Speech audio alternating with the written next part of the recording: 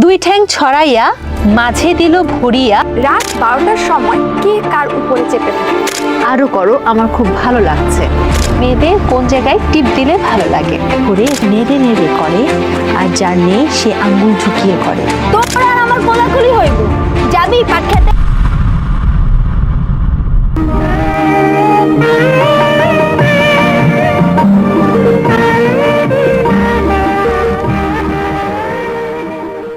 একটা সময় ছিল টিভি চালু করলেই দেখা যেত বিটিভি সংস্কৃতি, পরিবার, দেশপ্রেম সবকিছু যেন ভেসে আসছে সেই স্ক্রিন থেকে।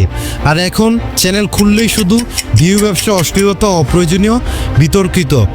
আজকে আমরা কথা বলবো পুরনো দিনের বনাম বর্তমান মিডিয়া ব্যবসা, আর আলোচনা করব ফ্ল্যাশটেক নামের এক ভয়ঙ্কর ভাইরাস সম্পর্কে।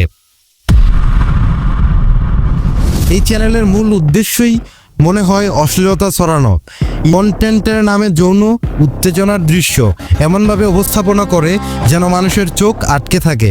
এটা আর চ্যানেল নয়, যেন এক মহামারী ভাইরাস। সোশ্যাল মিডিয়া ছড়িয়ে পড়েছে খুব দ্রুত, যেখানে কন্টেন্ট মানে শুধু শরীর আর বিতর্ক।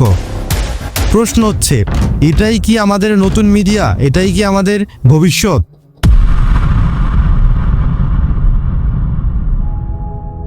তরুণ সমাজ বিভ্রান্ত, অশ্লীলতা কন্টেন্ট দেখে তাদের মধ্যে বিকৃত চিন্তাভাবনা তৈরি হচ্ছে।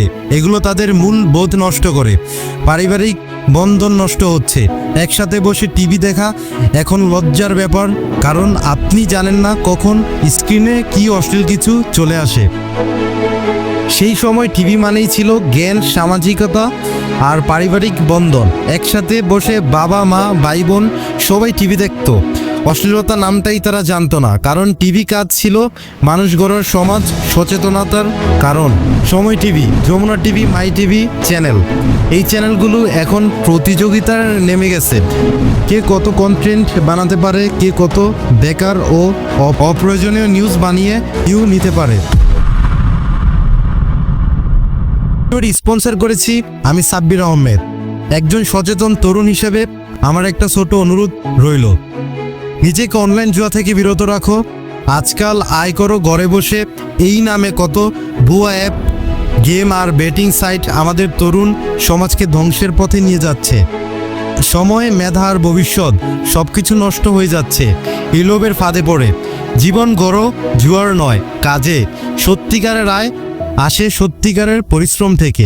যে সচেতন হন, অন্যদেরও সচেতন করুন। যে মিডিয়া এক সময় সমাজকে বদলে সাহায্য করত, আজ সেই মিডিয়া কি সমাজকে নষ্ট করছে না? আমরা কি করব? চুপ করে সব দেখব নাকি প্রতিবাদ করব? সমাধান, যে কন্টেন্ট খারাপ সেটা দেখবেন না, শেয়ার করবেন না, ভিউ না পেলে বানানো বন্ধ করবে। যারা ফ্ল্যাশটক বা এইসব চ্যানেলের ফ্যান, তাদেরকে বুঝাতে হবে ভিউর পেছনে অন্ধের দৌড় আমাদের নৈতিকতা কেড়ে নিচ্ছে। আর এখন এক বিষাক্ত জগৎ, যেখানে ভিউ আর টাকা ছাড়া কিছুই নেই। আমাদের হাতে এখন সময় আছে, চাইলে পরিবর্তন আনা সম্ভব। সচেতন হন এবং সত্যের পাশে থাকুন।